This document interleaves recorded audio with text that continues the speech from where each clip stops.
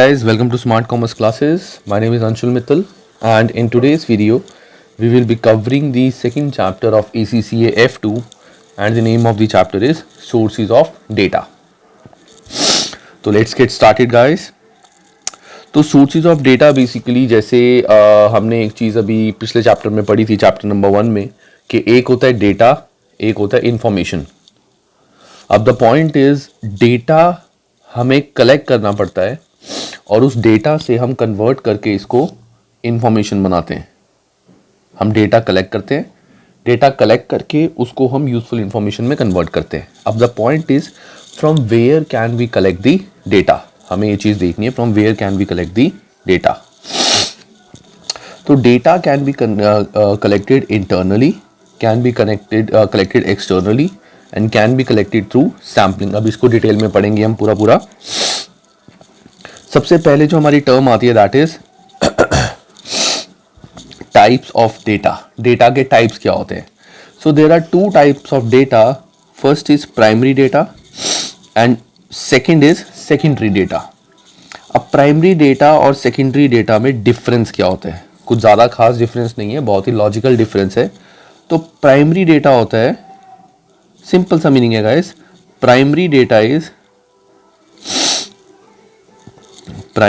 is first purpose of that data. Primary data means first purpose of that data. जैसे मैंने कोई data अगर निकलवाया, जिस पर्पस के लिए मैंने वो डेटा निकलवाया, that is called primary data. ठीक है, कि मैंने जैसे फॉर एग्जांपल स्टूडेंट्स का रिजल्ट था, तो मैंने स्टूडेंट्स का सारा रिजल्ट एक कॉपी पे लिख के उस सबको एनालाइज करा. ठीक है, दैट इज प्राइमरी डेटा. और सेकेंडरी डेटा होता है, सेकेंडरी डेटा इज कि हमने जो डेटा ऑलरेडी हमने किसी पर्पस के लिए यूज कर लिया, अब उसी इंफॉर्मेशन को किसी और पर्पस के लिए यूज कर रहे हैं. नॉट दी प्राइमरी पर्पस, किसी और पर्पस के लिए हम उसको यूज कर रहे हैं जो उसका मेन नहीं है. That is called secondary data. That data that has been used for some primary purpose is now used again. It is called secondary data. तो जैसे primary data is obtained directly from the first hand source by means of surveys, observation, experimentation. It is the data that has not been previously published and is derived from a new and original research study and collected at the source, such as in marketing.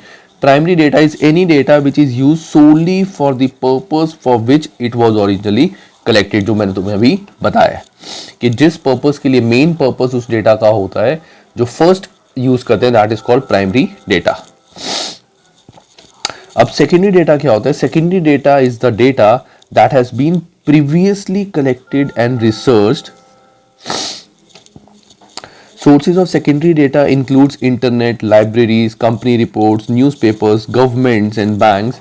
तो secondary data जैसे अब मैंने school का result बनाया था, अब school की जैसे एनुअल जो शीट बनती है उसमें रिजल्ट्स कंपेयर करने हैं पिछले सालों से या किसी और स्कूल से, तो वो डेटा दोबारा उठाया वहाँ से मेरी इंफॉर्मेशन से, मतलब मैंने जो डेटा कलेक्ट किया हुआ था उस डेटा से दोबारा से उस डेटा को उठा के हमने मैगजीन में अपनी स्कूल की डाला.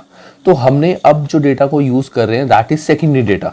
कि जो इन्फॉर्मेशन हम अपनी मैगजीन में यूज कर रहे हैं that is secondary data. That information has already been used for the original purpose, उसको हम दोबारा से यूज कर रहे हैं. The data collected is useful as it allows the researcher to see the other opinions on their area of study, but care must be taken that the data is reliable and accurate. Secondary data is that already been collected for some purpose but can also be used for the purpose in hand.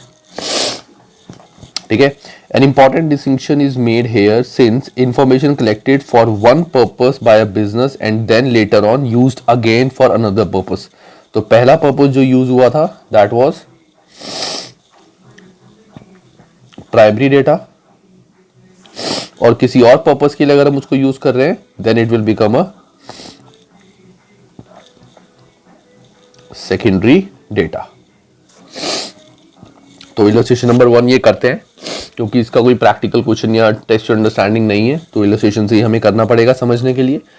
So we have to decide which of the following are primary data and which of the following are secondary data.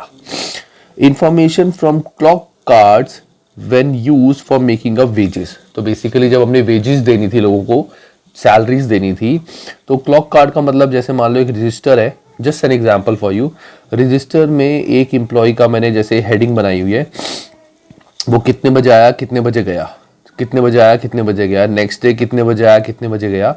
तो ऐसे इन चीज़ों को एक तरह से clock cards बोलते हैं कि कार्ड्स हैं वो हर रोज़ अपने कार्ड्स पे लिखते हैं कि कितने बजे उसने एंटर किया, कितने बजे एग्जिट किया, कितनी शर्ट्स बनाई, कितना कुछ बनाया, जो भी हमारी प्रोडक्शन है उसके बेस पे हम कैलकुलेट करते हैं कि उसको वेजेस कितनी देनी है। Wages basically are paid on piece wages, piece wage rate system या आर बेस्ड रेट सिस्टम के घंटों के हिसाब से देते हैं, या कितने प्रोडक्ट्स बनाए उसके हिसाब से सैलरी देते हैं। Those are called wages. Salaries होती है कि मंथली फिक्स होती है, इतनी मिलेंगी मिलेंगी, चाहे तुम कम काम करो या ज्यादा। वेजेस उतने ही मिलते हैं जितने तुमने प्रोडक्ट्स बनाए हैं, जितने घंटे तुमने ऑफिस में काम किए। तो मैंने उस इंफॉर्मेशन को देख के वेजेस कैलकुलेट करी। तो this is the primary purpose for which the data is used, wages निकालने के लिए। So first will be primary data. Next, data from government publication on toy industry. Guys ये तो सीधा सीधा सेकेंडरी लग रहा है, मैं आगे पढ़ूंगा ही नहीं कि गवर्नमेंट ने टॉय इंडस्ट्री पे एक पब्लिकेशन निकाली हुई है। वो जो पब्लिकेशन है वो पहले ऑब्वियसली जो इंफॉर्मेशन उसमें दी हुई है टॉय गवर्नमेंट पब्लिकेशन में, वो टॉय इंडस्ट्री ने पहले अपने लिए कहीं ना कहीं यूज कर ही ली होगी। अब हम उसको सेकेंडरी यूज कर रहे हैं। Used by a new toy shop to determine which item to stock, के एक ऑलरेडी टॉय शॉप है उसकी डिटेल्स निकलवा के तुम ये देख रहे हो कि अगर तुम टॉय शॉप खोलोगे तो कितना स्टॉक तुम्हें स्टार्टिंग में रखना पड़ेगा। सो दैट मीन्स जो इन्फॉर्मेशन तुम यूज कर रहे हो वो ऑलरेडी वो कंपनी यूज कर चुकी है अपनी information. So that's why this should be secondary data. Expense claim form submitted by sales representative used to estimate car mileage they have travelled.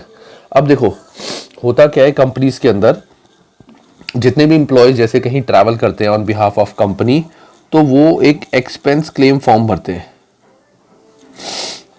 Expense claim form होता है, ये भर के कि इतने ट्रैवलिंग मैंने की, इतना कैब एक्सपेंस है, या मैं अपनी गाड़ी लेके गया था इतने किलोमीटर चलाई थी, और ये गाड़ी जैसे कंपनी की कार अगर चली है तो कंपनी की कार इस दिन यहाँ से यहाँ चली है, इस दिन यहाँ से यहाँ चली है, इस दिन यहाँ से यहाँ चली है, इतना पेट्रोल डलवाया, इतना डीजल डलवाया, जो भी है। तो इस इंफॉर्मेशन का प्राइमरी पर्पस क्या होगा? प्राइमरी पर्पस इज जिस बंदे ने खर्चा किया उसको वापस मिल जाए ये पैसे जो उसने खर्च किए हुए। अगर वो कंपनी की गाड़ी लेके जा रहा है और उसमें कुछ डीजल डलवाना पड़ गया तो उसको वो चीज़ वापस मिल जाए। This was the primary purpose. Secondary purpose क्या है? अब हमने इस इंफॉर्मेशन से वी आर फाइंडिंग आउट कि कार की माइलेज कितनी है, कि कार की माइलेज कितनी आ रही है। अब जो ये माइलेज आ रही है, this mileage is nowhere related with this expense claim. तो पहला जो मेन पर्पस था वो था एक्सपेंसेस देना उनको, वो तो हम उसी इंफॉर्मेशन को जो ऑलरेडी एक्सपेंस क्लेम में यूज हो चुकी है, हम उसको आगे जाके अब देख रहे हैं कि और कहाँ यूज कर सकते हैं। हमने उससे माइलेज निकाली then, so this should also be secondary data. This is secondary data. Results of an election poll opinion published in a newspaper, ये प्राइमरी डेटा है। क्यों? जब इलेक्शन पोल रिजल्ट्स आते हैं, अभी तो इलेक्शन पोल रिजल्ट्स न्यूज़पेपर में जैसे ही पब्लिश हुए तो दैट इज प्राइमरी थिंग ना। फर्स्ट टाइम लोगों को पता चल रहा है कि इलेक्शन पोल का रिजल्ट क्या है। वो तो उसके बाद जाके उससे एनालाइज अगर वो करते हैं नेक्स्ट ईयर कि पिछली बार इतना आया था, इस बार इतना है, that time it will be secondary. But first time publication हो रही है तो that will be primary data. तो first is primary, second is secondary, third is also secondary and fourth is primary. ठीक है, नाउ लेट्स मूव फॉरवर्ड। ये solution इसमें ये दिया हुआ है, पहला प्राइमरी है, दूसरा सेकेंडरी है, ये सेकेंडरी है और फोर्थ प्राइमरी। अब आता है guys, what are the problems with using secondary data. Secondary data की प्रॉब्लम्स क्या है? बिकॉज देखो सेकेंडरी डेटा हो सकता है हम अगर कंपनी के अंदर जॉब कर रहे हैं, कंपनी के अंदर काम कर रहे हैं, तो हम कंपनी का ही डेटा यूज करते हैं, दैट इज गुड कि चलो ठीक है अपनी इंफॉर्मेशन है। लेकिन अगर हम गवर्नमेंट पब्लिकेशन से या गूगल से या कहीं से हम कुछ इंफॉर्मेशन निकालते हैं तो वो सेकेंडरी डेटा को हम पूरा ट्रस्ट नहीं कर सकते, क्योंकि आजकल तुम्हें पता है ऑनलाइन बहुत सारी चीज़ें फेक है, बहुत चीज़ें यूज़फुल नहीं है। अब जैसे मैं अगर गूगल पे सर्च करूँ या कहीं सर्च करूँ, जितनी भी इंफॉर्मेशन आएगी उसमें से कितनी एक्यूरेट है मुझे पता ही नहीं है। तो this is like a problem with this secondary data. Primary data तो मेन पर्पस के लिए यूज़ होता है, उसमें तो कुछ फेक हो ही नहीं सकता, क्योंकि हम सीधा ओरिजिनल सोर्स से बात करते हैं, ठीक है ना। एक्सपेंस क्लेम के जो बिल थे, हमने वो सारे बिल्स चेक करे थे, उसके बाद पैसे दिए थे। जब बाद में माइलेज निकालनी थी तो हमने कोई एक्सपेंस क्लेम बिल थोड़ी चेक किए थे, हमने तो जो एक्सपेंस क्लेम का एक उसने अमाउंट दिया हुआ था, उस अमाउंट से हमने रफली कैलकुलेट किया था। तो primary data is preferable to secondary data since data collected for a specific purpose is likely to be better than data acquired for some other purpose. Some of the problems with secondary data are, फटाफट से करते हैं। The data has been collected by someone else, there is no control over how it was collected. If a survey was used when a suitable questionnaire use, ये तो चलो इसको छोड़ दो गाइस, अभी आगे पढ़ेंगे सारा सैम्पलिंग के अंदर। Is the data up to date, जो ऑनलाइन है। Data quickly becomes out of date, for example peoples customer taste change and prices में फ्लक्चुएट। हम जो इन्फॉर्मेशन यूज कर रहे हैं हो सकता है वो पुरानी, अब मैंने माइलेज निकाली थी जो कार की, वो शायद पिछले साल की निकाली थी जब पेट्रोल के रेट अलग थे, अब रेट अलग हो गए तो प्रॉब्लम आ जाएगी। Data may be incomplete, data actual है या एडजस्टेड डेटा है या एस्टिमेटेड है या प्रोजेक्शन है, ये भी नहीं हमें पता। The reason for collecting data may be unknown. Statistics published on motor car may include or exclude three-wheel car, vans and motor caravans. Readers need to know which category are included in the data. So basically crux यही है कि secondary data is not considered better because वो हम किसी unknown source से लेते हैं और हम we cannot rely कि वो data सही है कि नहीं. If secondary data is to be used, these question needs to be answered. Sometimes the answer to be published with the data itself, or sometimes it may be possible to contact people who collected the data. If not, the user must be aware of the limitation of making decision on the information produced from secondary data. अब इसका मतलब क्या है guys, हालांकि इस point पे इतना focus करने की जरूरत नहीं है, बट इम्पॉर्टेंट इससे हमें क्या समझ आता है कि अगर सेकेंडरी डेटा से हम कोई भी इंफॉर्मेशन बना के किसी को देते हैं, for example you are working in a company, ठीक है, तुम्हें कंपनी वालों ने एक रिपोर्ट बनाने को बोली किसी एक पर्टिकुलर चीज पे, तुमने गूगल पे जाके उसके बारे में सर्च किया, इंफॉर्मेशन निकाली और वो सारी इंफॉर्मेशन गैदर करके तुमने इससे एक प्रॉपर डेटा बना दिया और वो डेटा बना के सबमिट कर दिया कंपनी में कि मेरे अकॉर्डिंग ये सब चीजें। अब हुआ क्या, इसमें से बहुत सारी डिटेल थी वो फेक थी या इनएक्यूरेट थी या रॉन्ग थी। तो हुआ क्या, ब्लेम सारा किस पे आएगा, तुम पे। क्यों? क्योंकि अगर कुछ भी गलत हुआ, you don't have a proof. तुम ये नहीं बोल सकते कि मैंने गूगल से निकाल के इंफॉर्मेशन दी है। वो कहेंगे गूगल पे जो इंफॉर्मेशन है उसका सोर्स है, एक्सक्यूज मी गाइस, गूगल में जो इंफॉर्मेशन है उसका सोर्स क्या है। गूगल पे तो कोई कुछ भी डाल देता है, मेन सोर्स बताओ ना उसका क्या है जहां से तुमने इंफॉर्मेशन ली है। सॉरी गाइस, बीच में वीडियो मेरी पॉज हो गई थी रिकॉर्डिंग। तो हाँ, आई वाज सेइंग कि जब भी ऐसा कोई डेटा हम कलेक्ट करते हैं एंड कोई भी सेकेंडरी डेटा हम कलेक्ट करते हैं, उसकी सारी रिस्पॉन्सिबिलिटी हमारे ऊपर आती है। जैसे तुम्हारे को मैंने एग्जांपल दिया था कि तुम्हें एक रिपोर्ट बनाने को बोला गया था फ्रॉम गूगल। बेसिकली तुम्हें एक चीज़ के ऊपर, टॉपिक के ऊपर रिपोर्ट बनाने को बोला गया था, तुमने गूगल से डेटा लिया और उस डेटा से वो रिपोर्ट बना के सबमिट कर दी।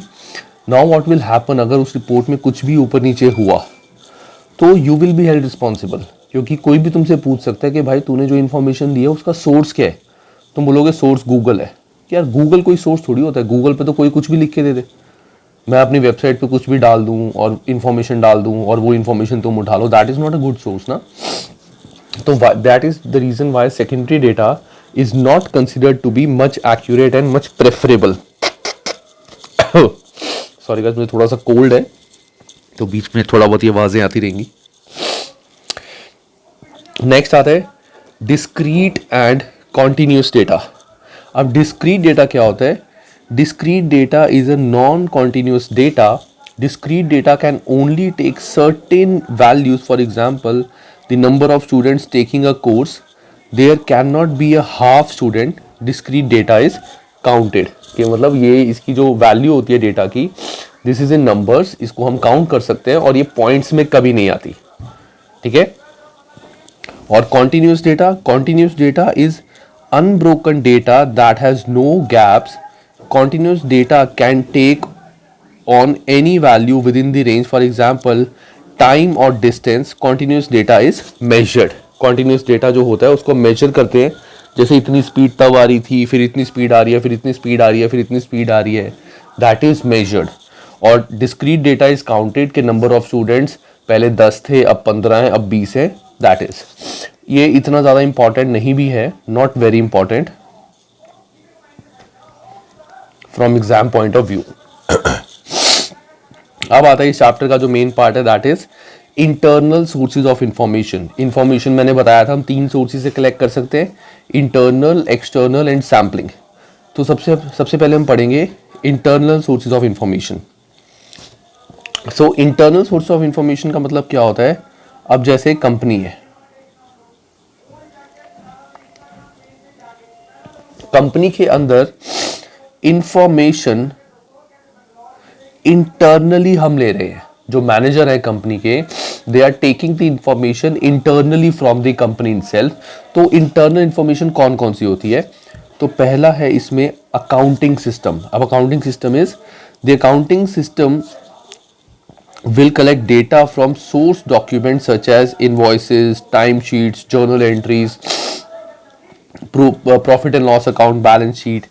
The data will be sorted and analyzed by coding system by type of expense, department, manager, job. जैसे for example accounting system से मैंने देखा कि प्रोडक्शन डिपार्टमेंट में कितने खर्चे पिछले साल थे, कितने खर्चे इस साल है,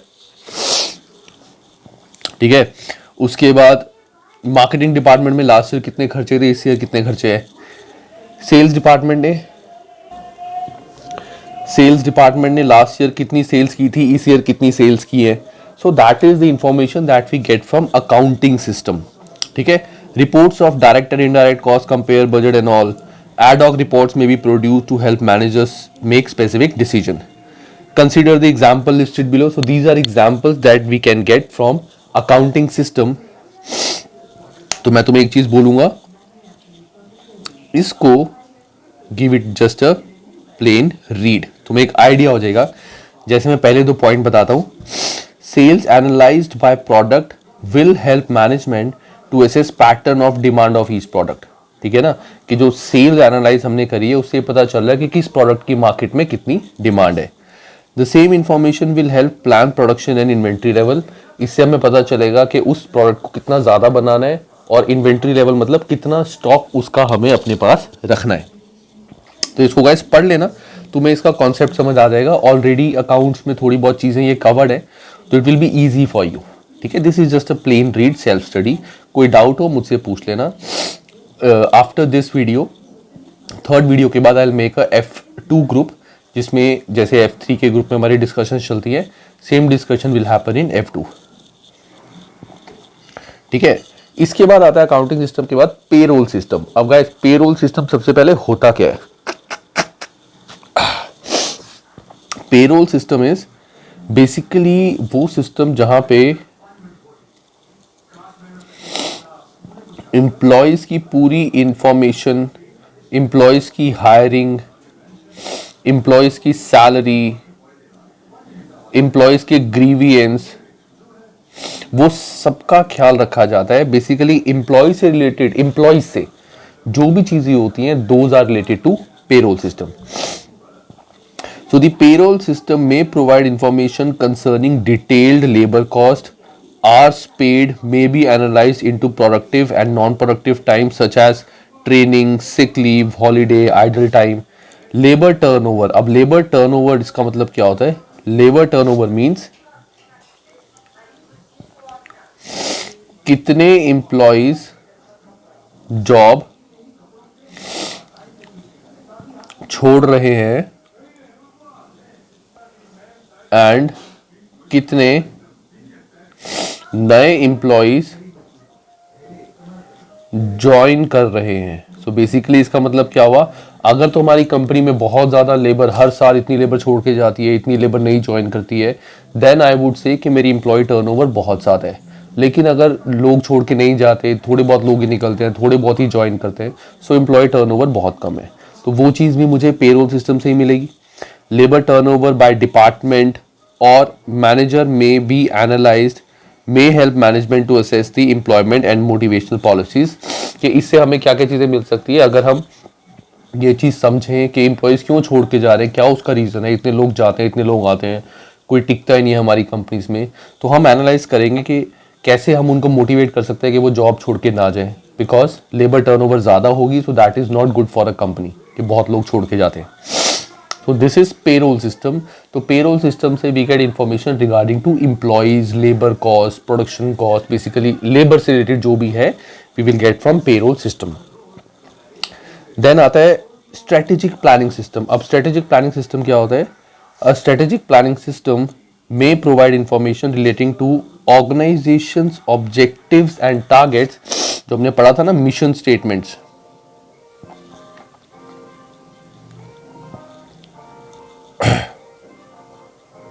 मिशन स्टेटमेंट्स, तो सेम वही चीज है। द स्ट्रैटेजिक प्लानिंग सिस्टम में provide information relating to organisations objective and target, assumptions relating to the external environment may be detailed, ये हम बाद में पढ़ेंगे, इसको छोड़ दो, just leave this line.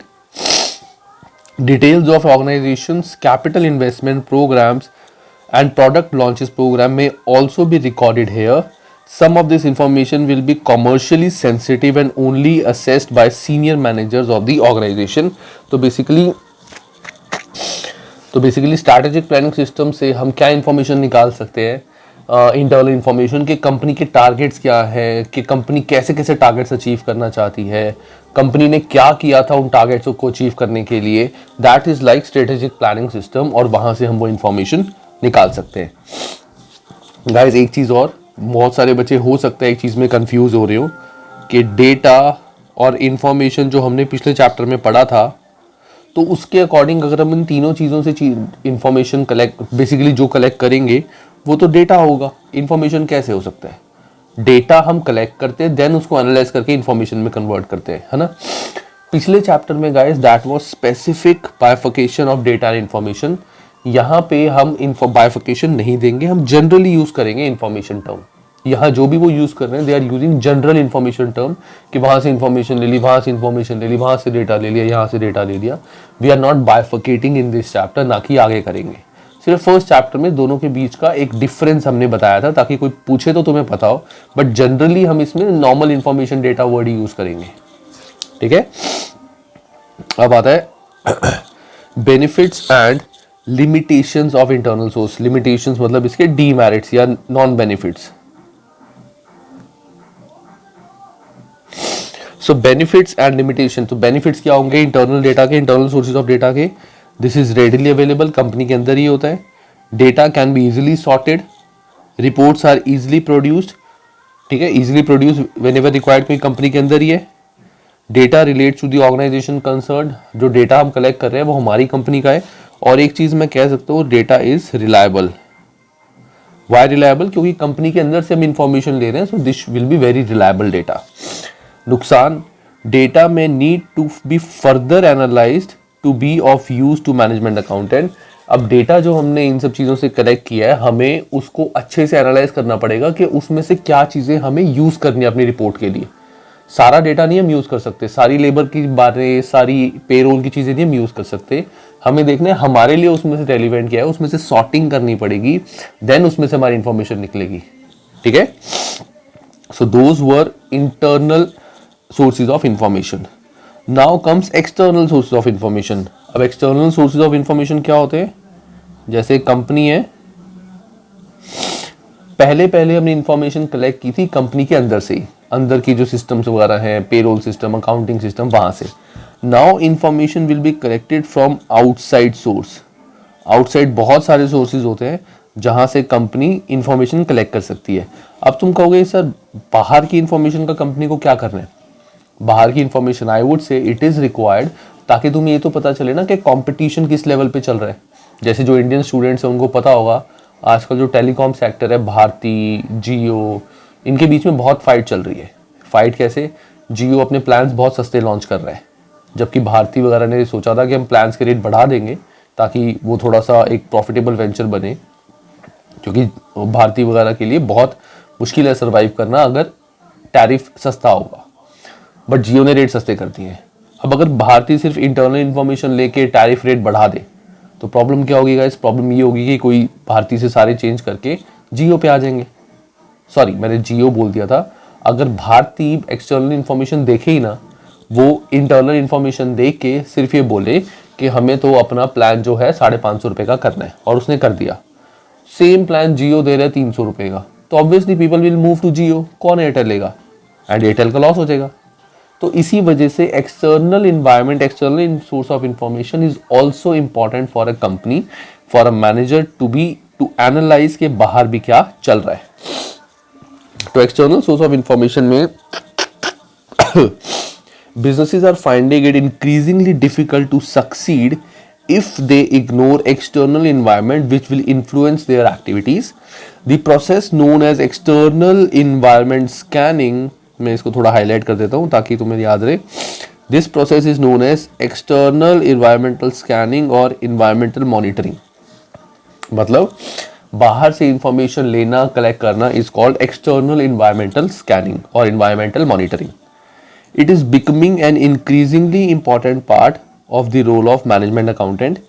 These terms are used to describe the process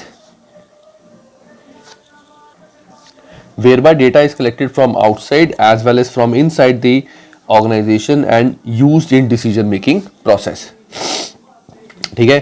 The main sources of external information shall be considered here as external information हम कहाँ से ले सकते हैं? Government sources, अभी डिटेल में पढ़ेंगे सारा, देखो हमने पूरा डिटेल में पढ़ना है। गवर्नमेंट सोर्सेज, बिजनेस कॉन्टैक्ट जैसे customers and suppliers, trade associations and trade journals. अब ट्रेड एसोसिएशंस क्या होती है? जैसे I am a chartered accountant, जैसे तुम ACCA बन जाओगे तो ACCA का पूरा एक ग्रुप है जहाँ पे ACCA की जितनी भी डेवलपमेंट्स होती हैं हर साल, कोई नए लॉज वगैरह आता है, उन सबकी तुम्हें ट्रेनिंग दी जाएगी, तुमसे डिस्कशन की जाएगी। ऐसी हर बिजनेस की ट्रेड यूनियंस होती हैं। ठीक है? तो वो एक तरह से group of people working manufacturing same thing. अब तुम बोलोगे कि सर अगर कॉम्पिटिटर है तो उनकी यूनियन कैसे बन सकती है?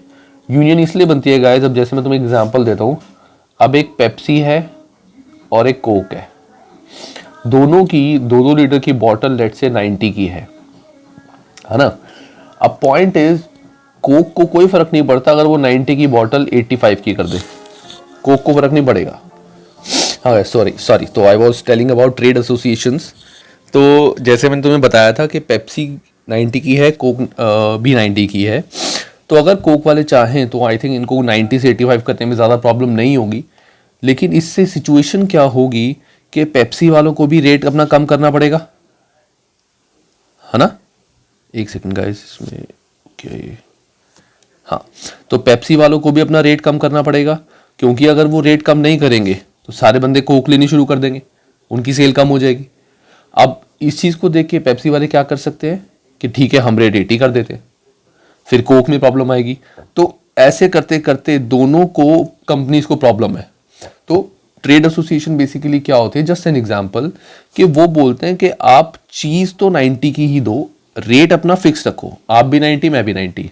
हाँ, आप चीज़ क्वालिटी अच्छी क्वालिटी में कम वो कर सकते हो ताकि वो पर्सन पे डिपेंड करे उसको कौन सा प्रोडक्ट लेना है, लेकिन प्राइसिंग काइंड ऑफ सेम रखो। That has been decided by a union. तो just an example guys, not detail, just an example, that is trade association and journals outside financial and business press and other media, जहाँ से हम financial information, financial newspaper जैसे होते हैं, and the internet. So these are external sources of data जहाँ से हम information collect कर सकते हैं। ऑफ कोर्स जैसे इसमें जो इंफॉर्मेशन होती है वो एक तो सेकेंडरी होती है, हालांकि इंटरनल वाली जो इंफॉर्मेशन थी वो भी सेकेंडरी थी क्योंकि पहले वो यूज़ हो चुकी है चीज़, लेकिन वो कंपनी के अंदर से थी तो दैट इज़ मोर रिलायबल। ये कंपनी के बाहर से है तो इसको क्या होता है, this is less reliable, this information is less reliable. अब पहले आता है गवर्नमेंट सोर्सेज। अब government sources, this is a wealth of publish statistical data covering many aspect of Nations economy, population, manpower, trade, agriculture, price level, capital issues, similar matters.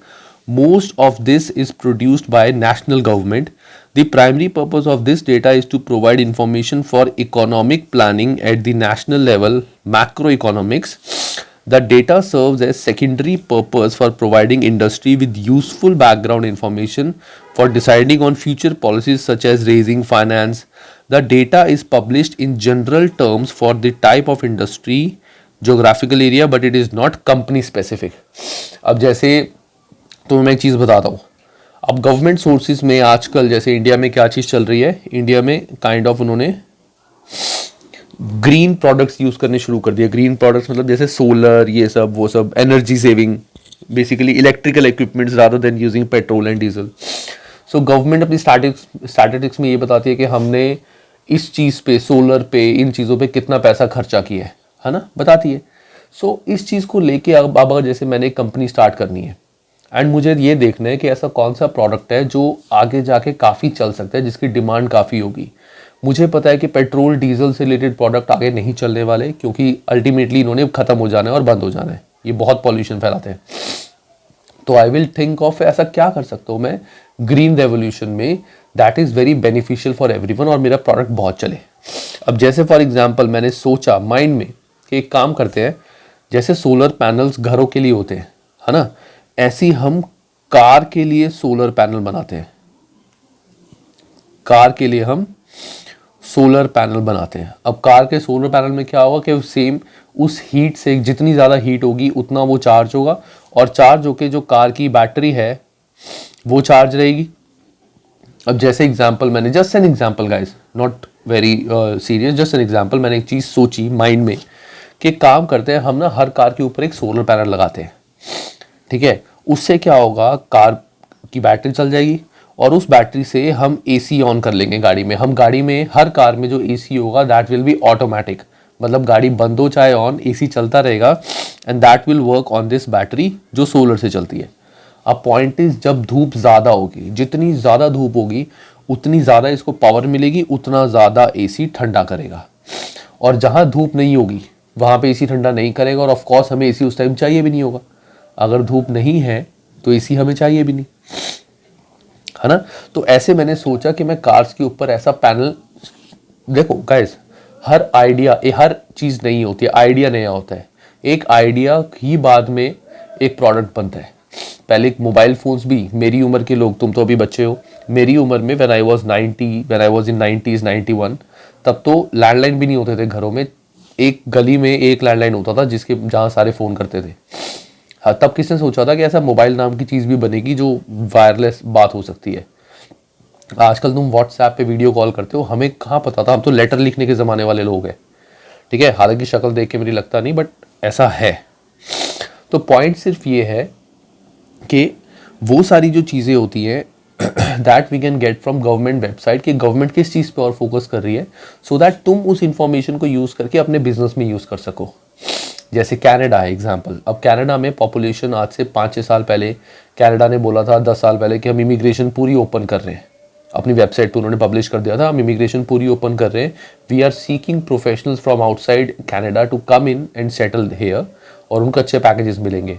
तो बहुत सारे जो businesses थे, जैसे हाउस कंस्ट्रक्शन वाले, furniture वाले, loan वाले, उन्होंने इस चीज़ में फोकस किया कि अब तो अच्छा और लोग आने वाले हैं तो घर बनेंगे तो ये सारी चीज़ें लगेंगी, और इस चीज़ का उन्होंने बिजनेस स्टार्ट कर दिया एंड वो काफ़ी अच्छा काम चल रहा है. तो इसे कहते हैं एडवांटेज उठाना इन्वायरमेंट का. This is called external environment. तो गवर्नमेंट सोर्सेज से वी कैन गेट इन्फॉर्मेशन कि गवर्नमेंट आगे का क्या प्लान कर रही है, पॉपुलेशन का क्या प्लान कर रही है, पॉपुलेशन कम करनी है, बढ़ानी है, क्या चीज़ है, उससे that information you can use. इसको स्किप कर दो गाइस, ये तुमने F3 में, F1 में सॉरी ऑलरेडी पढ़ा हुआ है, मैक्रो इकोनॉमिक्स, तो इसलिए उसको एक्सप्लेन कर रहे हैं. Government produced information will be broadly based and general, dealing with the economy as a whole और पर्टिकुलर सेक्टर और इंडस्ट्रीज. कि गवर्नमेंट, जैसे उन्होंने एनर्जी सेक्टर बोला, तो they can talk about energy sector. वो स्पेसिफिक कंपनी के बारे में नहीं बताएंगे कि इसी कंपनी को बेनिफिट मिलेगा, वो एक सेक्टर के बारे में बताते हैं कि एनर्जी सेक्टर में वी आर प्लानिंग कि आगे से पूरे एनर्जी सेक्टर में ये चीज़ हो. अब जैसे गवर्नमेंट प्लान कर रही है कि डीजल कार्स 2024-25 तक बंद हो जाएंगी। अब जो सेक्टर है जो डीजल कार्स बनाता है that is automobile sector, car manufacturing, उन सभी पे ये चीज लागू होती है। इसके बाद आते हैं हमारे बिजनेस कॉन्टैक्ट्स। अब बिजनेस कॉन्टैक्ट्स कैसे हो सकते हैं, जैसे मेरे कस्टमर्स हो गए, मेरे सप्लायर हो गए, जहां से मैं और भी क्रेडिटर, डेटर, सॉरी गाइस छींक आ रही है। So that is business contacts. So an organization may be looking for information from more focused on its own position. Its day-to-day business contacts, जैसे customer and supplier, can be useful source of information and is often freely available. Customer हमें क्या क्या information दे सकते हैं? Customer can provide information regarding to product specification which they require, कि कौन कौन से product की ज़्यादा डिमांड है वो बताएंगे कि ये product अच्छा है ये नहीं है, क्वालिटी वो क्या चाह रहे हैं, डिलीवरी टाइम उनको क्या चाहिए, पैकेजिंग उनको कैसी चाहिए, डिस्ट्रीब्यूशन मेथड कैसे चाहिए, feedback on the above and general aspect of customer service, के कस्टमर से, जैसे तुम अगर किसी कंपनी का मोबाइल फ़ोन यूज़ करते हो या जैसे तुमने कनेक्शन लिया किसी भी कंपनी का, तो वो तुम्हें कॉल करके पूछते हैं कि आपका एक्सपीरियंस कैसा रहा एयरटेल के साथ, वोडाफोन के साथ, कैसा एक्सपीरियंस रहा। सो that is like a feedback. ठीक है, तो कस्टमर से कंपनीज को ये इन्फॉर्मेशन मिल सकती है। सप्लायर से क्या क्या इंफॉर्मेशन मिल सकती है? Suppliers may be able to provide information on quantity discount and volume rebates which may help organization to decide the order size. मतलब जैसे सप्लायर से तुम्हें पता चला, तुमने 10 सप्लायर से बात करी, उन्होंने बोला कि अगर आप 100 प्रोडक्ट्स परचेज करते हो रॉ मटेरियल तो हम आपको 10% डिस्काउंट देंगे, लेकिन अगर आप 200 और मोर परचेज करते हो तो हम आपको 15% डिस्काउंट देंगे टोटल पे। तो ऑब्वियसली उससे बिजनेस को पता चलेगा कि यार बाय करने हैं तो 200 से ज़्यादा बाय करो, क्योंकि उसमें हमें ज़्यादा डिस्काउंट मिल रहा है। Availability of product and services, customers supplier से हमें पता चलेगा कि किस टाइप का प्रोडक्ट मार्केट में अभी अवेलेबल है जो हम यूज़ कर सकते हैं। ऑल्टरनेटिव प्रोडक्ट्स और services which may be available और मे बिकम अवेलेबल, आगे और कौन कौन सी चीज़ें नहीं आ सकती है सप्लायर से पता चलेगा। जैसे फॉर एग्जांपल मैं एम अ डॉक्टर और मेरा जो काम है दैट इज़ मैं आई स्पेशलिस्ट हूँ, तो मैं आंखें जो लेंसेज वगैरह होते हैं वो हटाता हूँ, ठीक करता हूँ आंखें। ठीक है, तो पहले I was using laser technique, तो मुझे मेरा एक सप्लायर था जिससे मैं लेज़र की मशीन्स वगैरह प्रोडक्ट्स वगैरह लेता रहता था। उसने बताया कि सर अब ना नई टेक्नोलॉजी आ रही है that is LASIK. LASIK is much better than laser, time कम लगता है, खर्चा कम होता है, सस्ता भी होता है और इसके रिजल्ट्स भी उससे अच्छे हैं। लेज़र में पेन भी होता है, लासिक में पेन भी नहीं होता, बहुत ही छोटा, और लेज़र में 1 महीने तक काला चश्मा डाल के रखना पड़ता है, लासिक में नहीं डाल के रखना पड़ता। सो मेरे को मेरे सप्लायर ने इन्फॉर्मेशन दी, so that is like alternative product और services which may be available. तो मुझे वो इन्फॉर्मेशन मिल जाती है बिजनेस को, technical specification of the products के क्या क्या टेक्निकल स्पेसिफिकेशन है। This information I can get from my supplier. ठीक है,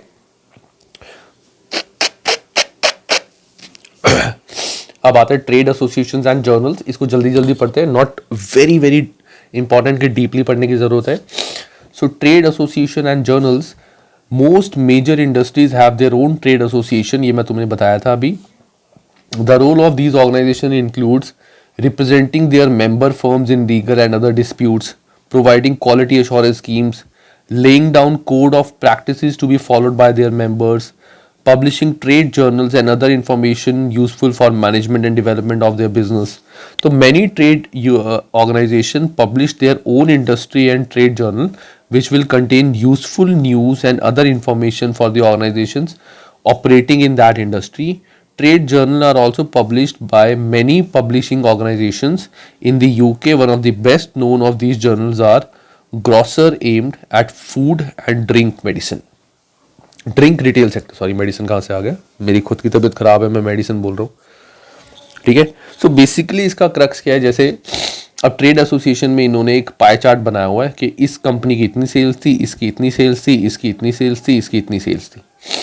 तो इस पाई चार्ट को यू कैन यूज़ कि अगर तुम्हें किसी इंडस्ट्री में घुसना है तो तुम्हें पता है कि ये मेरा सबसे बड़ा कॉम्पिटिटर है, ये इंफॉर्मेशन तुम्हें उस ट्रेड एसोसिएशन या ट्रेड जर्नल से मिल रही है। Just an example. लास्ट आता है financial press, business press and other media. अब financial press it's simply newspapers like newspapers and business magazines. अब न्यूज़पेपर्स एंड बिजनेस मैगजीन से तुम्हें क्या क्या इंफॉर्मेशन मिल सकती है, मैं कहूँगा गाइस इसको तुम पढ़ लो। प्लेन रीड है, एग्जाम में इसका क्वेश्चन नहीं आता है ऐसे एज सच। ठीक है, तुमसे क्या क्वेश्चन पूछेंगे वो कि ऐसे कौन कौन सी फाइनेंशियल प्रेसेस हैं यूके में, ऐसे क्वेश्चन नहीं वो पूछेंगे। वो सिर्फ पूछेंगे बताओ financial press which can be considered as a financial press. तो तुम बोलोगे जो भी न्यूज़पेपर्स होते हैं जैसे the Times, the Daily Telegraph together, newspapers, वो सारे तुम्हारे फाइनेंशियल प्रेस में होते हैं। तो ज़्यादा डिटेल में लर्न नहीं करना, जस्ट अ प्लेन रीड। अच्छा गाइस, वन मोर थिंग, जिस चीज़ में मैं प्लेन रीड बोलता हूँ उसको तुम्हें सिर्फ एक बार पढ़ना है। रिवीजन के टाइम पे तुम उस पार्ट को स्किप कर सकते हो, सिर्फ तुम्हें लॉजिक पता होना चाहिए कि फाइनेंशियल प्रेस क्या होती है। ठीक है, उस टाइम पे तुम्हें वो सब एक बार पढ़ने की ज़रूरत नहीं है। ऑलरेडी जब पढ़ा होगा तो माइंड में बैठ जाएगी वो चीज़। रिवीजन के टाइम पे भी एक बार तुम्हें पता चल ही जाएगा देख के, अच्छा फाइनेंशियल प्रेस मीन्स न्यूज़पेपर्स, जैसे मैं यहाँ लिख रहा हूँ ना, इसको you can write in your book as well. Last आता है द इंटरनेट। अब इंटरनेट तो is like a very wide term. The internet or the world wide web, that is हम लिखते हैं ना www डॉट, तो www की फुल फॉर्म क्या होती है, world wide web is a global computer network providing a variety of information and communication tools. ISP, internet service provider को शॉर्ट में बोलते हैं ISP। Internet service providers for example virgin, sky, BT, Vodafone, ये UK के हैं सारे, allow users to access websites. Many business trades through their websites known as e-commerce. The internet, जैसे e-commerce इसको मैं बोल सकता हूँ like Amazon. The internet can also be searched for all sort of information using search engines such as Google or Yahoo. Business details, product details or general information can be searched from this internet. अब internet की सबसे पहले इन्होंने बताई है weakness क्या है। So guys we were talking about weakness of the internet. Guys sorry बीच में बहुत ब्रेक्स आ रहे हैं इस वीडियो में, रीजन बीइंग मेरे को बीच में छींक वगैरह आ जाती है, कुछ हो जाता है तो I have to pause the video और मैं फिर भूल जाता हूँ कि लास्ट पॉइंट में क्या करा रहा था। Really sorry guys, but I hope तुम्हें समझ आ रहा होगा जो मैं पढ़ा रहा हूँ। ठीक है, मैं पढ़ाने में आई थिंक मैं कोई गलती नहीं कर रहा हूँ, वो थोड़ा बस ब्रेक्स वगैरह आ रहे हैं बीच में। चलो anyways guys, so the point now is weaknesses of internet. Internet के नुकसान क्या है? तो इंटरनेट का बेसिकली सबसे बड़ा नुकसान क्या है कि इंटरनेट पे जो भी इंफॉर्मेशन है, you can not rely on that information कि वो इन्फॉर्मेशन सही है कि नहीं। बिकॉज कहाँ से वो इन्फॉर्मेशन कलेक्ट की है, किस तरीके से कलेक्ट करी है, तुम्हें कुछ नहीं पता, तो यू कैन नॉट से कि वो इन्फॉर्मेशन सही है कि नहीं। मैं तो सबसे बड़ा वीकनेस यही बोलता हूँ। So there is no overall authority or control for what is included on the internet. This means that anyone can produce website opinions, can post as facts, and information can be misleading. Basically evaluation of a site's authority and accuracy is difficult कि वो site accurate है नहीं। जैसे हमें पता है WhatsApp पे बहुत सारे मैसेज आते हैं, अब उसमें से कौन सा मैसेज एक्यूरेट है, कौन सा सही है, कौन सा गलत, ये हमें नहीं पता। व्हाट्सएप पे 99% मैसेजेस फेक होते हैं, गलत होते हैं। ठीक है, any data accessed from the internet could have been altered, so there is a possibility of inaccurate data to be used.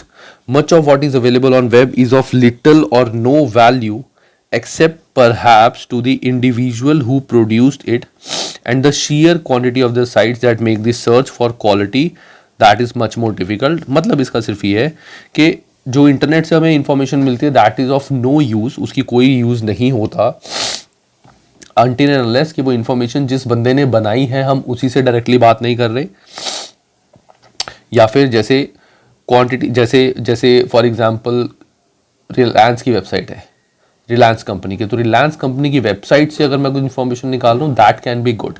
लेकिन अगर मैं गूगल पे सर्च करके कि हाँ रिलायंस का ये है, रिलायंस का क्या फ्यूचर प्रॉस्पेक्ट है, किसी बंदे ने वैसे ही अपना लिख के दे दिया, so I can not rely that.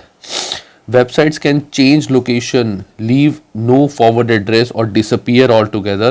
Anyone who relies on certain sites for data could find their source as gone. कई बार हम किसी वेबसाइट से इंफॉर्मेशन ले लेते हैं कि मैंने तो इस वेबसाइट से इंफॉर्मेशन यूज़ की थी, और हुआ क्या 6 महीने बाद वो वेबसाइट ही डिलीट होगी, बंद होगी वो वेबसाइट, हो सकता है। तो अब तुम किसको प्रूव करोगे कि वो इंफॉर्मेशन कहाँ से आई थी?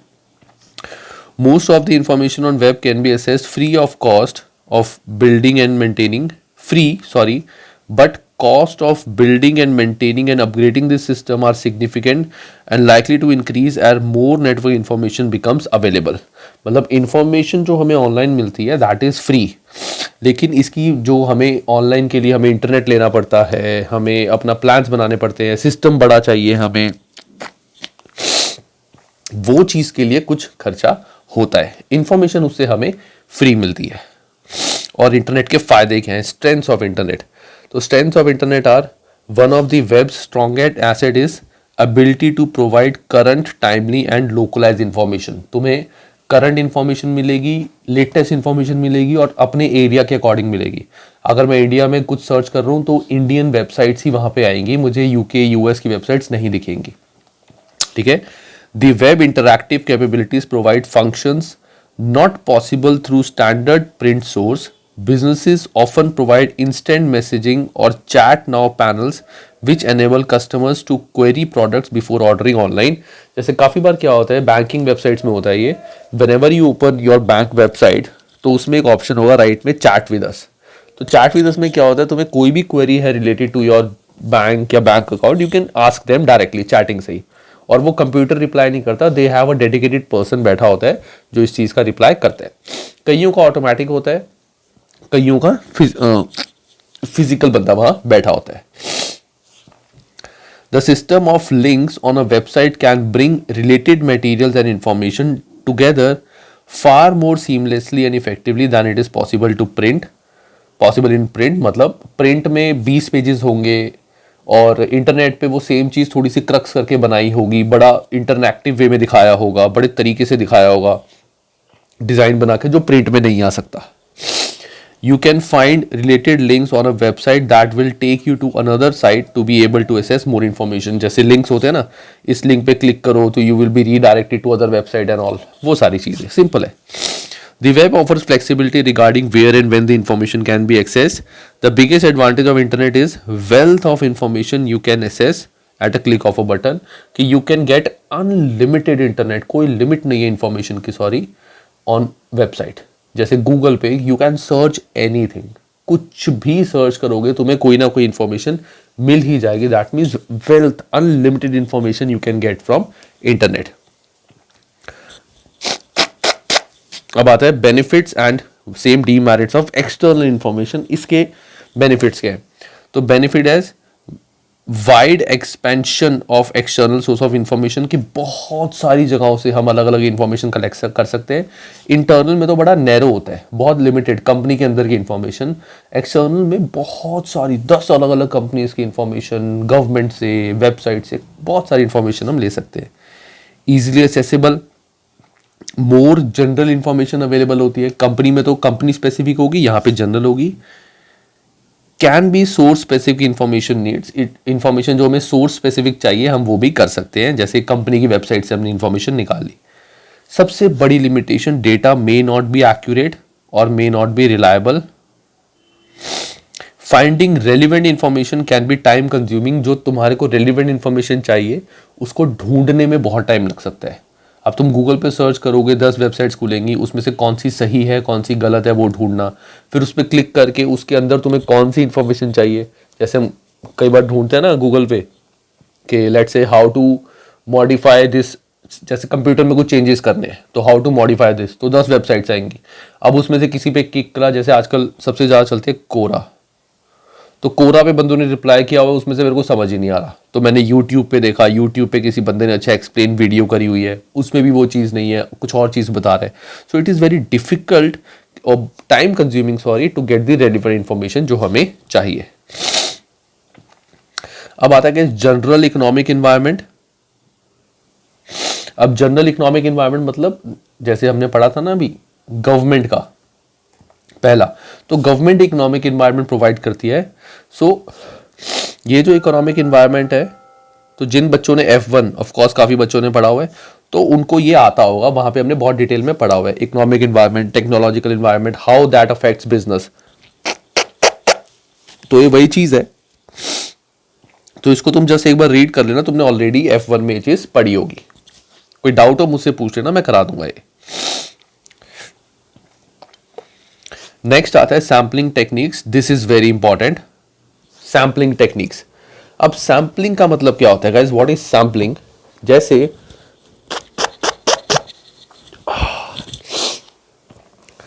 फॉर एग्जाम्पल तुमने यू आर अ कंपनी, जैसे KFC है, KFC, ठीक है। KFC ने एक अपना एक फॉर्म बनाया हुआ है, कस्टमर का फॉर्म, कि कस्टमर अपना फीडबैक इस फॉर्म में दे। तो कस्टमर ने, बहुत सारे कस्टमर्स ने वो फॉर्म भर के फीडबैक वहां पे रख दिया। अब KFC वालों के पास ऑब्वियसली इतना टाइम नहीं होगा कि हर बंदे का फीडबैक फॉर्म वो पूरा पूरा पढ़े। ऐसा बहुत रेयर होता है कि वो सारे फीडबैक फॉर्म एक बार देखते हैं, ठीक है। तो वो क्या करेंगे, वो रैंडमली, जैसे इसमें से स्टार्टिंग के 10 उठा लिए, उस यूनिट के वहां से स्टार्टिंग के 20 उठा लिए, इसमें से 50 उठा लिए। तो that is called sampling, kind of sampling, ठीक है। कि जो भी डेटा तुम्हारे पास है बहुत सारा, उसमें से कुछ सैम्पलिंग करके तुम कुछ इंफॉर्मेशन निकालते हो। सारा सारा डेटा नहीं देखते, क्योंकि सारा डेटा देखना इज वेरी वेरी डिफिकल्ट, बहुत टाइम कंज्यूमिंग है और एनालाइज करने में डबल टाइम लगेगा। तो तुमने, जैसे फॉर एग्जाम्पल, और एग्जाम्पल मैं तुम्हें सैम्पलिंग का क्या दे सकता हूं, तुमने अपने कस्टमर से एक ऑनलाइन फॉर्म भरवाया रिव्यूज का, ठीक है। अब हुआ क्या इसमें, जैसे कुछ ने बोला था कि are you satisfied with the services, yes yes, किन्होंने नो बोला था। तो मैंने क्या किया, मैंने फिल्टर कर लिए सिर्फ नो वाले। जो यस वाले हैं चलो वो तो ठीक है, नो वाले फिल्टर करो।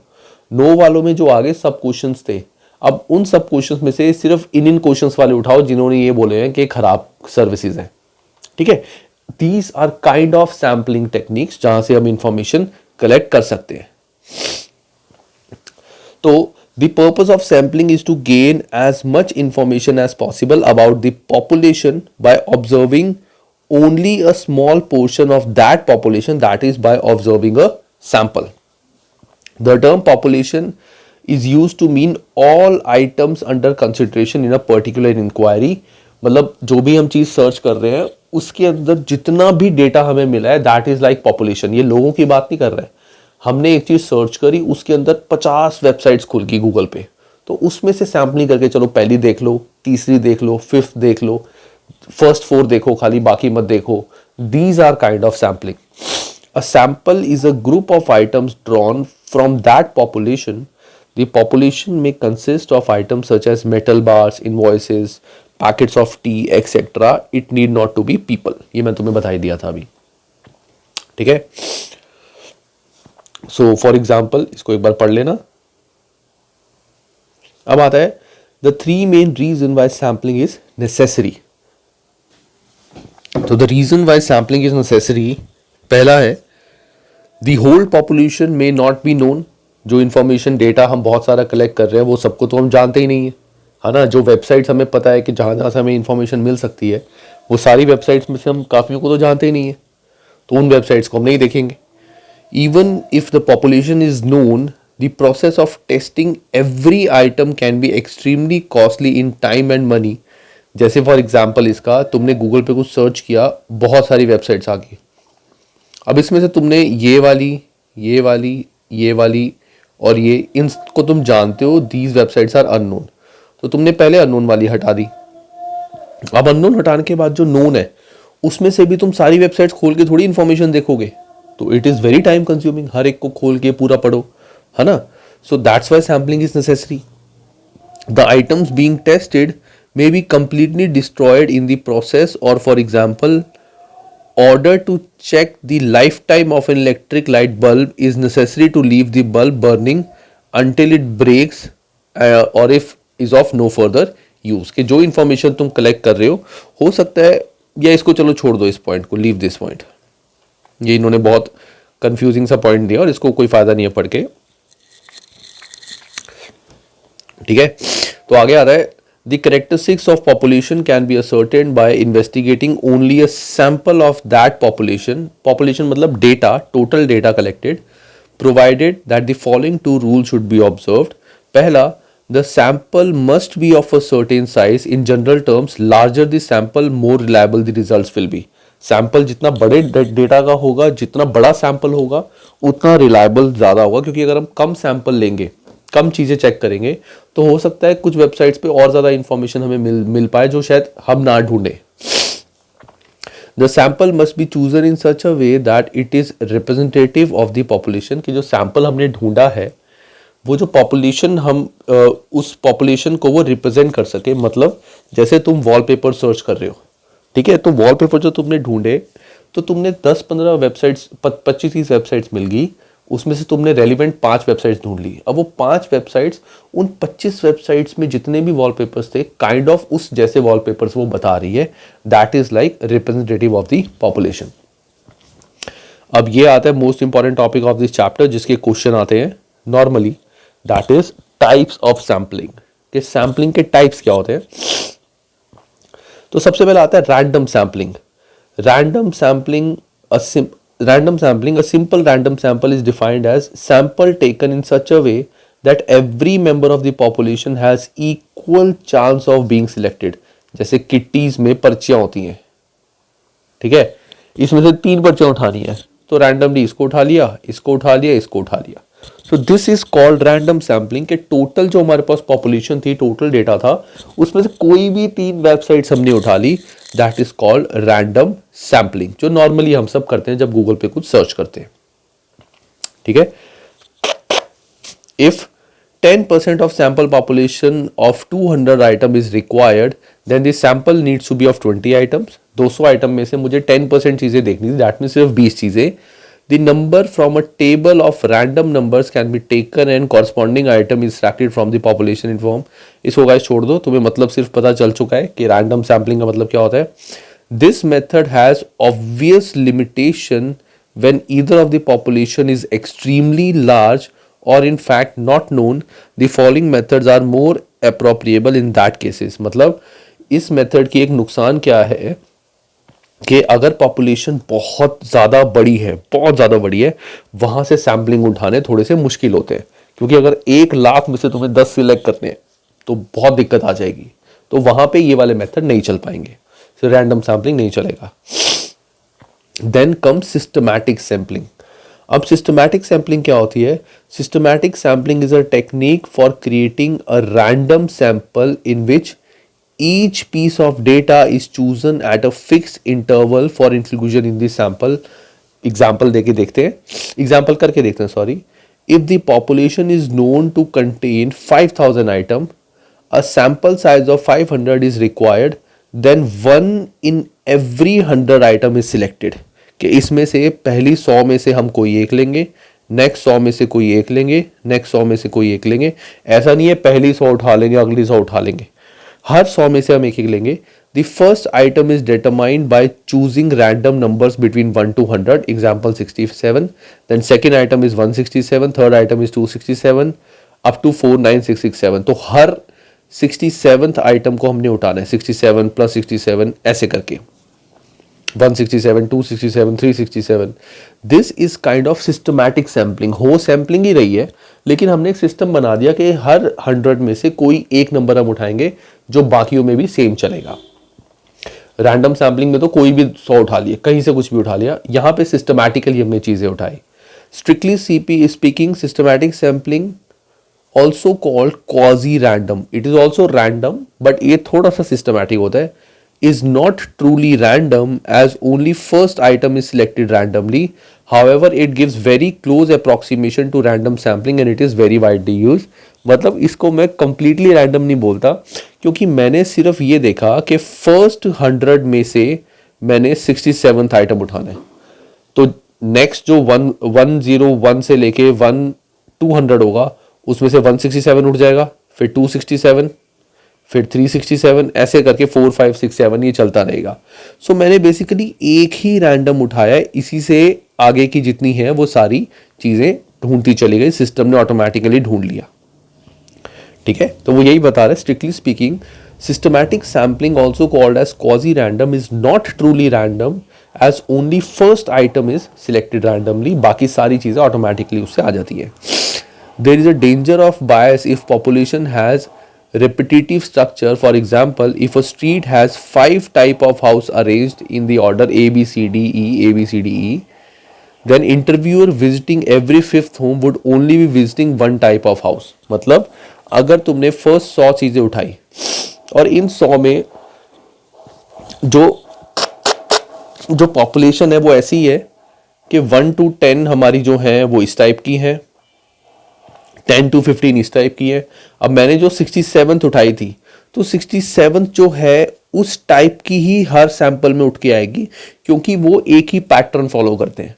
अब यहाँ पे वो क्या कह रहे हैं, जैसे तुम एक एरिया में गए, वहां पे पहला घर बड़ा होता है, दूसरा थोड़ा छोटा, तीसरा छोटा, चौथा, पांचवा, ऐसे।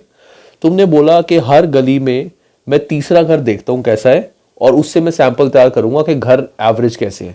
तो तुमने हर जगह तीसरा उठाया, तो तीसरा तो वैसे ही छोटा है ना। तो वहां पे ये चीज ठीक से नहीं चल पाएगी, सिस्टमैटिक सैंपलिंग। तो तुम्हें बाइफर्केशन पता चल गया रैंडम सैंपलिंग में और सिस्टमैटिक सैंपलिंग में। रैंडम सैंपलिंग होते है कहीं से कुछ भी उठा लो, सिस्टमैटिक सैंपलिंग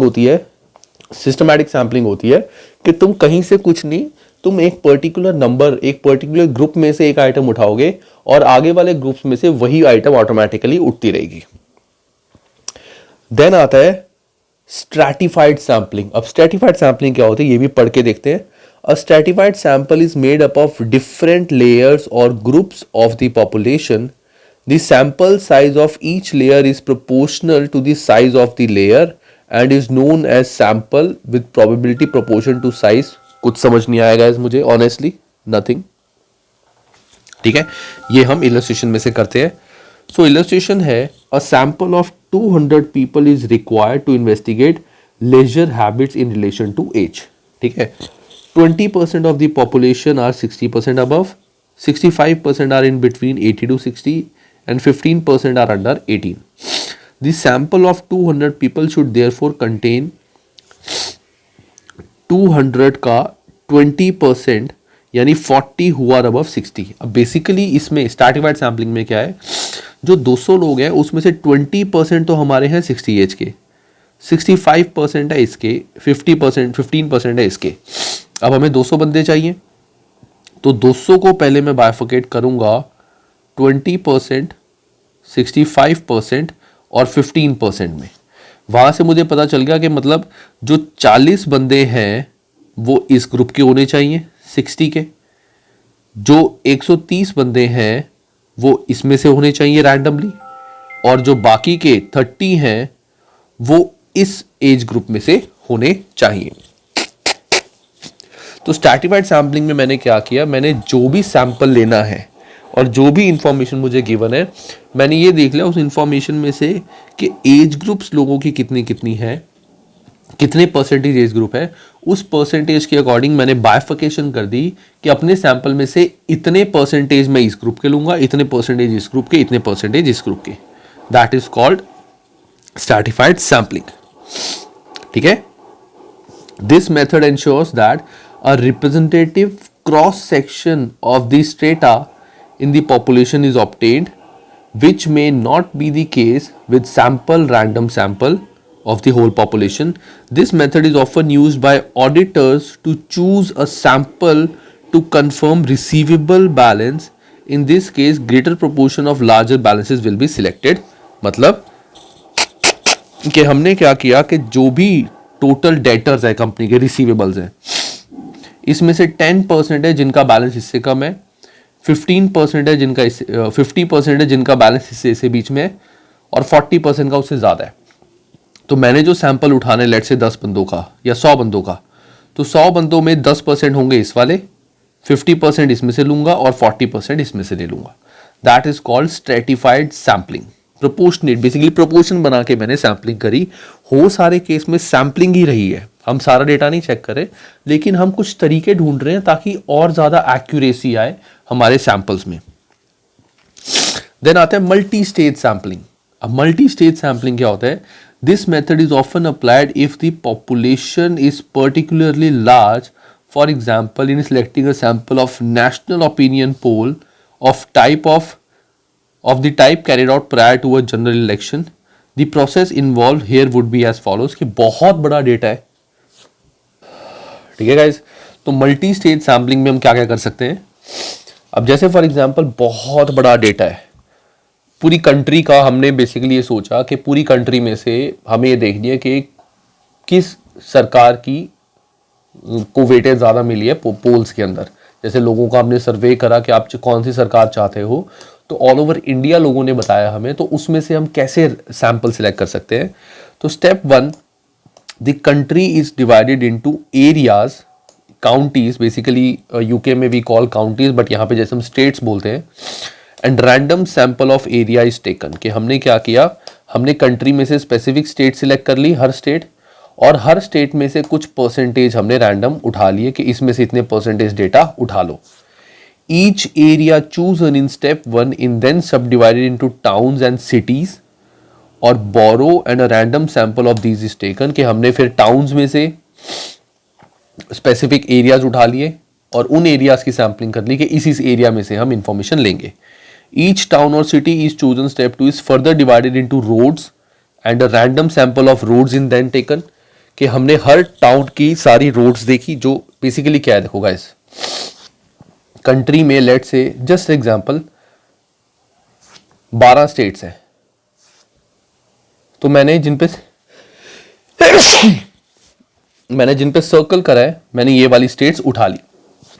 अब इन सिलेक्टेड स्टेट्स में से जो है, मैंने अंदर के फर्दर एरिया देख लिए कि कौन कौन से फर्दर इनके अंदर टाउन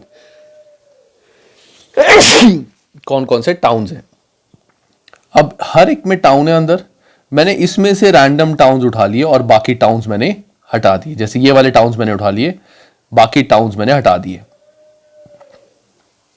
अब ये टाउन्स मेरे पास आ गए। अब इन टाउन्स के अंदर लेट से दीज आर दी टाउन्स, ये सारे टाउन्स थे जो मेरे सिलेक्ट हुए थे। इन टाउन्स को मैंने फर्दर डिवाइड कर दिया रोड्स में, कि कितनी कितनी रोड्स हैं, कहाँ कहाँ पे पोलिंग के बूथ बने थे, वो बने थे। अब उन रोड्स में से मैंने कुछ रोड्स को सैम्पलिंग करके उठा लिया। So this is sample, each town और city chosen in step 2 is further divided into roads and a random sample of roads is taken.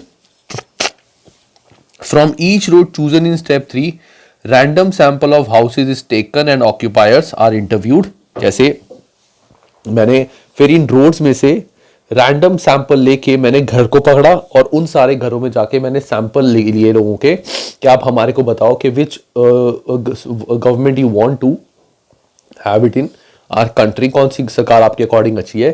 So this is a kind of multi stage sampling, कि मैंने है ये भी sampling ही, लेकिन इसमें मैंने और डिटेल बाइफिकेशन की, एक सैंपल से दूसरा सैंपल, दूसरे से तीसरा, तीसरे से चौथा। That is called multi stage sampling. तो अभी तक हमने 4 टाइप की सैम्पलिंग पढ़ी है। एक तो रैंडम, कहीं से कुछ भी, उसके बाद पढ़ा था हमने रैंडम के बाद सिस्टमैटिक सैम्पलिंग। सिस्टमैटिक के अंदर क्या किया था हमने, कि रैंडम में से हमने बस ऐसे जो टोटल डेटा है उसमें एक सिस्टम उठा लिया कि पहले 100 में से ये लेना है और वही आगे चलता रहा। स्ट्रैटिफाइड सैम्पलिंग में हमने क्या किया था, जो भी सैंपल हमारे पास है, डेटा हमारे पास है, उस डेटा को हमने प्रोपोर्शन में बाइफिकेट कर लिया, परसेंटेज में, और जो हमने सैंपल उठाना है उसको भी उसी प्रोपोर्शन में बाइफिकेट करके वहां से इंफॉर्मेशन ले ली। मल्टी स्टेज सैम्पलिंग में टोटल डेटा में से कुछ सैंपल उठाए, उन सैंपल्स में को सिलेक्ट करके उसके अंदर के चीज़ों में से सैंपल उठाए, उन चीज़ों को और बाइफिकेट किया, फिर उसके अंदर से सैंपल्स उठाए और अल्टीमेटली एंड में कंक्लूजन निकाला। Cluster sampling, this method is similar to multi-stage sampling but final step is to sample all items as a cluster। मतलब in many ways this is similar or less costly procedure as no time is wasted finding particular houses, the amount traveling by interview is much reduced। अब guys I have to check it guys. अभी cluster sampling का इसमें बहुत detailed exactly मुझे नहीं समझ में आ रहा है इन्होंने क्लस्टर सैम्पलिंग को कैसे बताया है। इन्होंने जो अपने अकॉर्डिंग समझाया है वो ये बताया है कि cluster sampling is kind of multi stage sampling, but last में हम क्या करते हैं, जो बिल्कुल लास्ट में जैसे हमने हाउसेस निकाले थे, तो ये सारे हाउसेस का जैसे हमें सैंपल कलेक्ट करना था, तो इसको भी ग्रुप्स में बांट लिया। क्लस्टर सैम्पलिंग मीन्स कि इनको भी ग्रुप्स में बांट लिया कि इन 4 ग्रुप का पहले करेंगे, इन 4 ग्रुप का पहले करेंगे, इनका बाद में, इनका बाद में। सो बेसिकली उससे क्या होता है कि हम एक ही बारी में उन सारे ग्रुप्स का साथ साथ सैंपल कर लेते हैं, तो इससे हमारा इंटरव्यूज में और उसमें टाइम बहुत बच जाता है, अपार्ट फ्रॉम एक एक घर में जाने के। हमने इनको ग्रुप बना लिया और साथ साथ बुला के इनको, जस्ट एन एग्जाम्पल, साथ ही एक जगह बुला लिया चारों को और यहीं से उनसे हमने इंफॉर्मेशन कलेक्ट कर ली। ठीक है, जस्ट एन एग्जाम्पल, बाकी डिटेल में इन्होंने नहीं बताया हुआ, तो हम इसी तरह पढ़ेंगे कि जो भी हमारी मल्टी स्टेज सैम्पलिंग होती है लास्ट में आके हम उसको ग्रुप्स में बाइफरकेट कर लेते हैं. देन आता है quota sampling. With quota sampling, the interviewer will be given a list of comprising the different type of people to be questioned and the number or quota of each type. Example: 20 males aged this to this manual workers, 15 female this to this not working, 10 males this age to this age professional men, etc. The interviewer can use any method to obtain such people until various quotas are filled.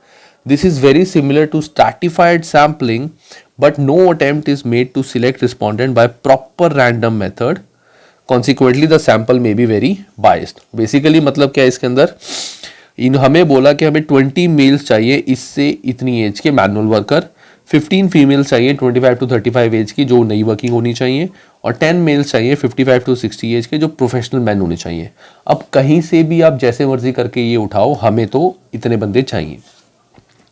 तो interviewer can use any method, but better क्या होता है कि वो stratified sampling use करता है कि total में से वो देखेगा कि टोटल मैन कितने हैं, फिर मैन के बाद वो देखेगा कि इस एज ग्रुप के मैन कितने हैं, उस एज ग्रुप में प्रोफेशनल कौन कौन है, तो वहां से वो उठाएगा. So that is kind of stratified sampling. लेकिन but no attempt is made to select respondent by proper random method. मतलब इसमें प्रॉपर रैंडम नहीं होगा कि जैसे हमने पढ़ा था ना कि इतने ग्रुप में से पहला ये, फिर 10 में से दूसरा ये, इसमें से ये. जैसे हमें पता है कि 55 to 60 एज ग्रुप के जो प्रोफेशनल मैन है वो है 5000, और हमें 10 चाहिए. 10 मतलब पहले 500 में से मैंने 5वां उठा लिया, फिर अगले 1000 में से मैंने एक 505 वाला उठा लिया, फिर 1005 वाला उठा लिया. वो चीज़ नहीं होती इसके अंदर. तो it can be very biased कि कोई भी 10 उठा लो, चलो स्टार्टिंग वाली उठा लेते हैं, खत्म करो. ठीक है, तो this is not properly stratified sampling, या जो हमने पढ़ी थी सिस्टमैटिक सैम्पलिंग. देन आता है उसके बाद, बस ये हमारे टाइप ऑफ सैम्पलिंग थे. अब आता है sampling method compared. The objective of a sample is to collect upon which opinion can be formed and a conclusion drawn in respect of the population of which the sample is representative. तो sampling का basically purpose क्या होता है कि हम ऐसे कोशिश करते हैं सैम्पल्स उठाएं ताकि जो भी उसे इंफॉर्मेशन निकले वो पूरे ग्रुप को आइडेंटिफाई रिप्रेजेंट करे. Ideally the sample would be chosen at random and would be large enough so as to be representative of the population. Unfortunately, both of these aspects introduce cost which are often unacceptably high. sampling के लिए बहुत cost लगती है, simple. ठीक है, तो ये वाला पार्ट इंपॉर्टेंट है, हम ये पढ़ते हैं, या चलो एक बार पढ़ लेते हैं. Alternatives to the truly random sampling method have been outlined. They are all concerned with minimizing cost while maintaining the representative nature of the sample compared to the population. In order to use these alternatives, it is often necessary to have some knowledge of the population. हमें population की knowledge होनी चाहिए obviously before sampling. Systematic sampling should not be used if population follows a repetitive pattern. अगर repetitive pattern है तो वहाँ पे systematic sampling नहीं चलेगी, क्योंकि अगर जैसे हमने घर वाला पढ़ा था, तीसरा घर हमेशा छोटा ही होता है और हम हर बार सैंपल में से तीसरा घर उठा रहे हैं तो वो तो हमेशा छोटा ही निकलेगा. Quota sampling must be use with caution. Quota sampling caution से यूज करनी क्योंकि यहाँ पे बायसनेस बहुत होती है. The data collector may introduce bias because how they choose and how to fill the quota. अब आ जाते हैं हमारे क्वेश्चन. तो test your understanding 1. The essence of systematic sampling. Systematic sampling is that each element of population has equal chance of being chosen. I would say no, क्योंकि पहले 100 में से हमने 67 उठाया है, तो जो नेक्स्ट 100 है यानी 100 to 200 के बीच में, उसमें से तो 167 ही उठेगा, तो बाकी जो इसके आगे पीछे वाले हैं उनका तो खत्म ही हो गया, इक्वल चांस तो बना ही नहीं ना उनका, तो वहीं खत्म हो गया. Members of various strata are selected by interviewers. तो ये तो stratified था, तो ये भी आंसर नहीं है. Every nth member of the population is selected. Yes, this was a part of systematic sampling. कि हर ग्रुप में से हम एक पर्टिकुलर नंबर उठा लेते हैं एंड वही हमारा सैंपल चलता रहता है, फोर्थ पढ़ने की जरूरत भी नहीं है. Test your understanding 2. A sample taken by dividing the population into different age bands and then sampling randomly from that bands in proportion to their size हमने पढ़ा था guys, ये तो हमारा है stratified sampling. Understanding 3, a large company wants to survey the opinion of employees using cluster sampling. Okay, which of the following method can we use? Cluster sampling guys, cluster sampling क्या था? Multi stage sampling के and में हम group बनाते हैं. तो अब देखते हैं इसमें से कौन सा होगा. Staff are randomly selected from each department in proportion to their size. नहीं, ये तो स्ट्रैटिफाइड सैम्पलिंग था. Staff are selected from list of employees been taken nth. नहीं, ये तो हमारा वो था systematic sampling. A sample which has representative as possible of the composition of the staff in terms of gender, age, department is taken by stopping appropriate staff in the corridor and canteen. ये guys, ये तो हमारा उसमें आ जाएगा जो हमने last पढ़ा था, कोटा सैम्पलिंग. तो one department is selected and all the staff of that department are surveyed. तो हमने पहले एक डिपार्टमेंट सिलेक्ट किया. पहले तो सबसे पहले बहुत सारे डिपार्टमेंट्स में से सैंपल करके कुछ डिपार्टमेंट सिलेक्ट करे. उन डिपार्टमेंट में से एक डिपार्टमेंट को सिलेक्ट किया और उस डिपार्टमेंट को करने के बाद हमने उसके सारे एम्प्लॉयज़ का इंटरव्यू लिया. सो दैट विल बी हमारा आंसर क्या हो जाएगा, D, that will be quota sampling, cluster sampling. ठीक है, वन डिपार्टमेंट इज सिलेक्टेड कि हमने स्टेप्स बनाए, मल्टी स्टेज स्टेप्स, देन उसके बाद हमने आगे करा सैम्पलिंग.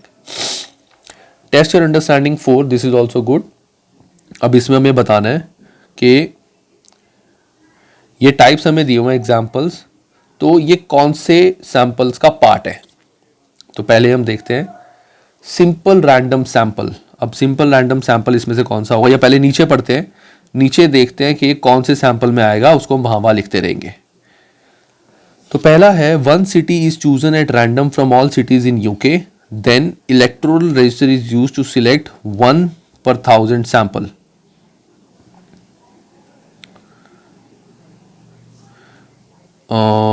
अभी इसको छोड़ दो गाइस, आगे देखते हैं. Name pick from a hat, मैंने हैट के अंदर बहुत सारी पर्चियाँ रखी थी, कोई एक रैंडम नाम सिलेक्ट किया, तो ये तो मेरा सिंपल रैंडम सैम्पलिंग हो जाएगी. दैट मीन्स ए का हो गया सेकंड. तो सिंपल रैंडम सैम्पलिंग है, that is a. Every 10th person chosen randomly from each word, तो ये हो जाएगा मेरा stratified sampling. Oh, one secondary school in a town is selected. Guys just 1 second, इसकी बैटरी खत्म होने वाली है. गाइस थोड़ी सी तुम्हें साउंड में प्रॉब्लम आएगी बिकॉज अब मैं आई am not using the earphones now, तो आवाज़ का थोड़ा सा फ़र्क पड़ेगा. तो हमने देख लिया था कि जो every 10th person is chosen randomly from each ward of hospital, that was stratified sampling. One secondary school in a town is selected at random and then every pupil of that school is surveyed. ये हमारा हो जाएगा cluster sampling. जैसे मैंने बताया था ना कि हमने एक डिपार्टमेंट चूज़ करके जो हमने ऊपर पढ़ा था उसके अंदर के सारे लोगों को टेस्ट करा, दैट इज़ क्लस्टर सैम्पलिंग. तो ये है 4th हमारा. One person in 10th is chosen from alphabetical list of employees. One person is chosen from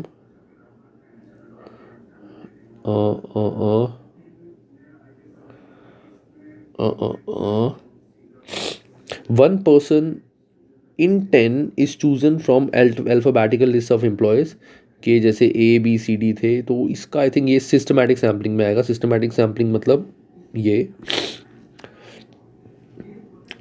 तो ये भी ख़त्म. People are stopped in the street according to instructions such as stop equal numbers of men and women. तो ये जैसे हमने पढ़ा था ना कोटा सैम्पलिंग, हमें कोटा मिलता है कि इतने इतने बंदे हमें चाहिए, तो ये कोटा सैम्पलिंग हो जाएगा. और 1 आ जाएगा हमारा, लास्ट बचा तो मल्टी स्टेट सैम्पलिंग.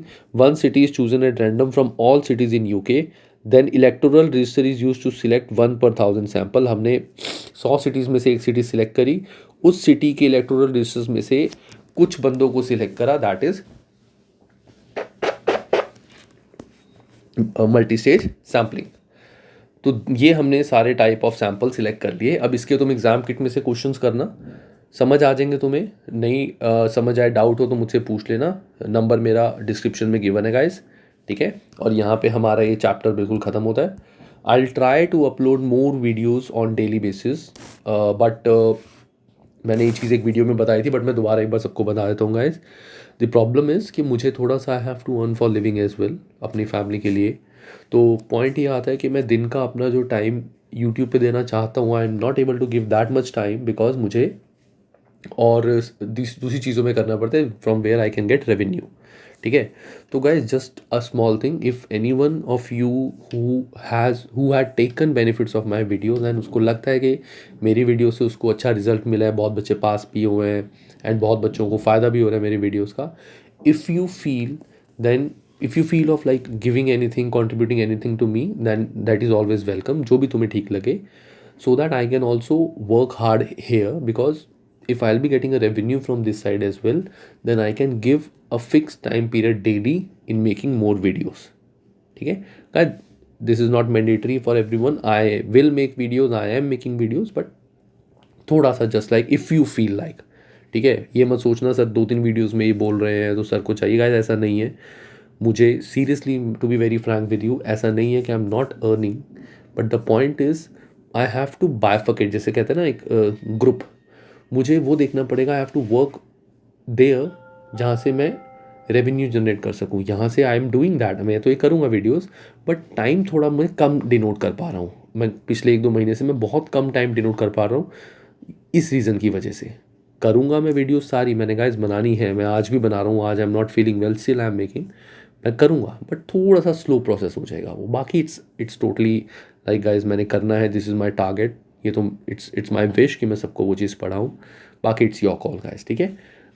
बाकी अच्छे से पढ़ो, कोई डाउट हो यू हैव माई नंबर, वहाँ से तुम स्टडी करो, कोई डाउट हो मुझसे पूछ लेना। एंड नेक्स्ट वीडियो के बाद I will make a WhatsApp group, ठीक है, फॉर F2 स्पेसिफिकली। चलो guys, take care, have a good day, stay home, stay safe, bye.